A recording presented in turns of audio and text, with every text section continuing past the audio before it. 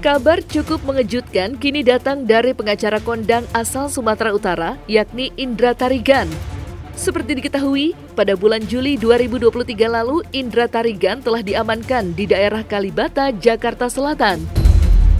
Lama tak terdengar, diam-diam pengacara yang khas dengan rambut panjangnya itu rupanya telah dapat menghirup udara bebas. Ya, pada penghujung tahun 2023 lalu, Indra telah bebas dari kurungan jeruji besi. Lantas, seperti apa kegiatan setiap hari dan aktivitasnya saat ini? Serta bagaimanakah pula cerita Indra Tarigan tentang apa yang sebenarnya terjadi di balik penahanannya tahun lalu? Ya itulah namanya Indra Tarigan. Bisa masuk, bisa keluar. Artinya kan kita sebagai warga negara yang baik, ya kemarin memang sempat ada sedikit berita bahwa saya memang kemarin diamankan, tapi sebenarnya itu saya tidak diamankan sebenarnya.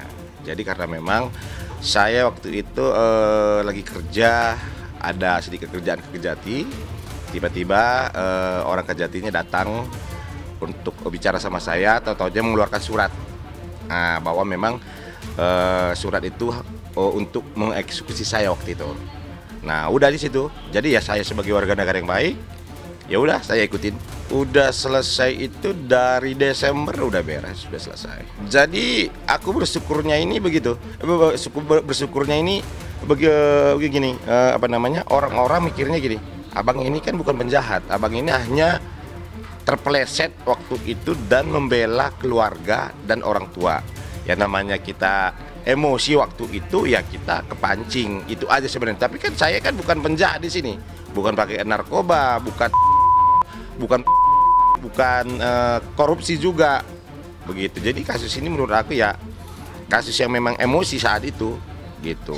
Kegiatannya sekarang puji Tuhannya itu ya Tuhan itu baik, rezeki saya, pekerjaan saya makin banyak gitu. Ada aja klien yang masuk, klien-klien yang lama juga nggak mau pakai jasa lawyer lain kecuali saya. Itu syukurnya begitu gitu. Menunggu gitu. Jadi pekerjaan saya tetap, rutinitas saya tetap kerja seperti biasalah di Jakarta kok. Tetap bekerja kok. Tetap rutinitas gue tetap kerja, ngantor, ngurusin kasus. Cara saya itu lebih mendekatkan, jadi gini, saya lebih kayak menganggap mereka itu kayak keluarga aja gitu. Saya bangun komunikasi yang bagus. Terus kalau misalnya mereka ada acara, saya datang. Kalau misalnya mereka ada butuh konsultasi hukum gitu, saya kasih tahu. Artinya saya tidak menutup diri lah, dan saya yang terbuka buat mereka gitu. Yang toksik tadi ya, itu saya jauhin. Nah, untuk membangun usaha itu ya memang butuh waktu ya. Nah, sekarang untuk manajemennya sekarang itu memang saya lagi bikin manajemen yang bagus, yang baru gitu. Orang-orang yang menurut saya dulunya kerja di kantor saya itu nggak bisa aku pegang lagi, ya aku keluarkan gitu. Ada kok beberapa orang anak buah saya keluarkan dan saya tarik lagi yang baru.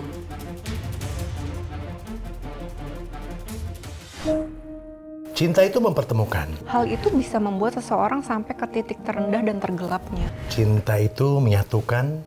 Mereka tahu nggak hal-hal lain di luar itu? Hal-hal apa yang saya lakukan untuk Lesti? Cinta itu memisahkan. Kalau orang tua gue pada akhirnya tidak menganggap gue anaknya lagi. Bahkan kadang cinta itu juga meninggalkan. Satu saat gue kenapa-napa, dibunuh misalnya. Anak saya nikah, kenapa yang jadi walinya itu bukan saya? Tapi satu hal yang pasti, cinta itu punya kekuatan.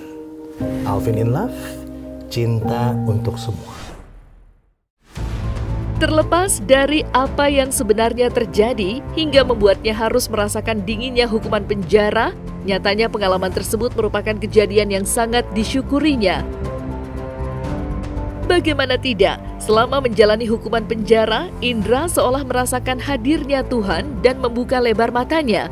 Sehingga kini, ia pun memiliki sudut pandang yang baru dalam menyikapi roda naik turun yang datang mengiringi langkahnya. Dalam kesempatan ini, Indra pun mengaku bahwa pelajaran terbesar yang dipetiknya adalah pentingnya menahan kobaran api amarah. Lantas selain itu, apa sajakah pelajaran yang dipetik Indra Tarigan? Pelajaran yang saya ambil sangat banyak sekali ya. Satu, yang pasti saya juga berterima kasih sama itu orang. Karena dengan begitu saya lebih tahu arti hidup sesungguhnya.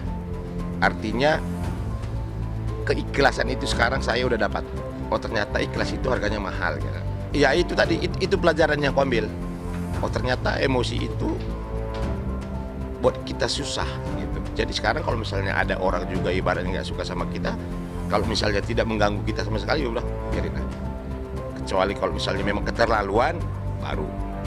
Kalau misalnya memang masih sebatas-batas omongan segala macam, ya oke lah, nggak masalah. Saya jujur ya, sebelum saya sekolah itu saya jarang salah ibadah, jarang sekali baca Alkitab.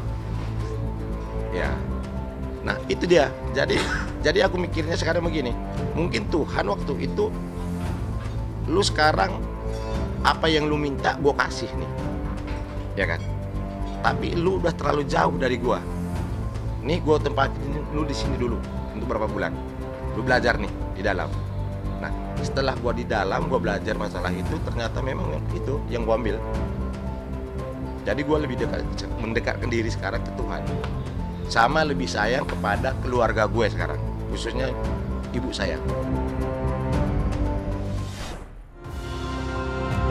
Selain itu, pelajaran berarti yang didapatkannya selama menjalani masa hukuman adalah perspektifnya dalam memandang suatu persahabatan.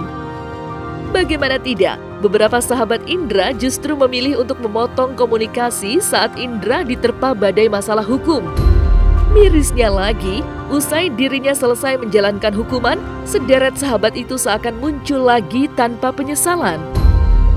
Lantas, seperti apa tanggapan Indra Tarigan akan aksi tak sedap yang ia dapatkan dari beberapa sahabatnya? Nah itu ya. Karena apa? Karena tidak bisa dipungkiri juga waktu saya sekolah itu kan ada beberapa sahabat saya yang selama ini memang saya anggap sahabat. Tahu-taunya setelah saya sekolah itu ada yang menghilang. Saya hubungi juga mereka nggak mau ngangkat. Gitu. Jadi itu saya jauhin. Harus kita benar-benar milih yang mana yang sejalan sama kita lah. Gitu. Tapi kalau misalnya yang dulunya kompak, kenal kemana-mana bareng, ujung-ujungnya menghilang, ya udah, gak masalah. Kita juga menjauh akhirnya gitu. Walaupun sekarang dia udah menghubungi saya lagi. Ya awalnya pas mereka tahu udah selesai, mereka telepon, WhatsApp, tapi saya nggak respon. Saya pas waktu sekolah itu yang ngunjungin saya itu sangat banyak sekali. Tapi yang ngunjung saya itu dalam arti gini, cuman kenal-kenal begitu aja, teman-teman begitu aja. Bukan teman-teman yang benar-benar selama ini teman gue kemana-mana. Teman gue yang benar-benar selama ini gue kemana-mana malah kehitung cuma berapa orang gitu datang. Artis-artis juga banyak yang datang kok.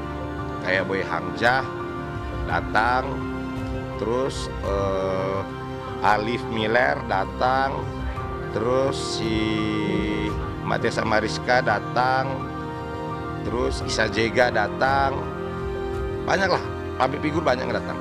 Awalnya saya sakit hati, aku pikir kok lu nih pas aku begini nggak datang ya, nggak kasih support ya gitu. Padahal selama ini di luar sana, lu kalau kenapa-kenapa pasti ke gue juga, kan gitu kan. Tapi berjalan waktu sekarang ya kayak bilang tadi, aku menghindar segala macam. Tapi kalau misalnya memang ketemu, ya paling cuma sebatas tegur doang.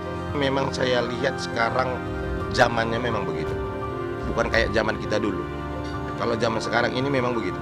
Zaman kita dulu itu kan, kalau masih apa ya? Kalau zaman dulu itu kalau berteman ya berteman aja kan, gitu kan. Kalau sekarang lu kalau nggak menguntungkan buat teman lu sendiri, lu nggak bakalan mau berteman. Kalau yang gua lihat sekarang seperti itu. Tapi aku oke aja, is oke. Tuhan itu nggak akan derajat aku, kerjaan aku banyak.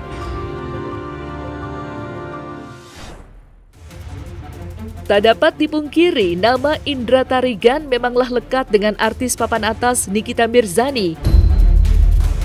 Iya, sejak lama keduanya memang kerap kali terlihat berkonflik panas lewat komentar-komentar pedas yang berlalu lalang di media sosial.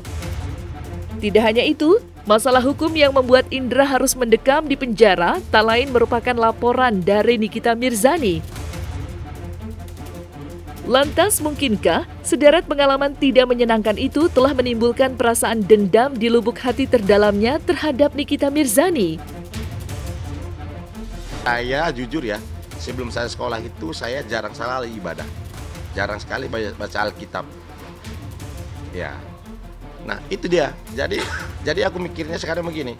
Mungkin Tuhan waktu itu lu sekarang apa yang lu minta gue kasih nih. Ya kan?